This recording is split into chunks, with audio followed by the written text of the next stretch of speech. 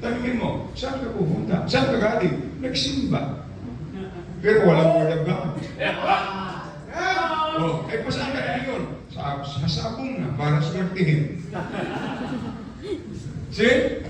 Iba, ang nagsamba, you cannot worship God without His word. The reason we are here is to listen, to learn.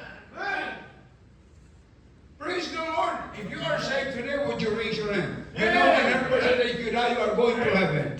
Praise the Lord. But we need to grow. That's why Jesus established His church.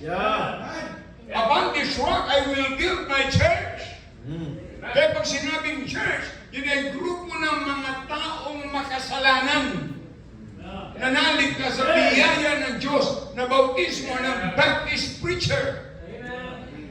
At naging miyembro kay sabi ng Bible, added unto them about 3,000 souls. Sa Acts chapter 2 verse 41. See, itinagdag sa kanila. Kaya ang church ay binubuo ng mga taong ligtas, but still we are sinners. That's why we need the Word of God. Mahal si Kristo ay nasa puso mo, but the question this morning, who is on the throne of your heart?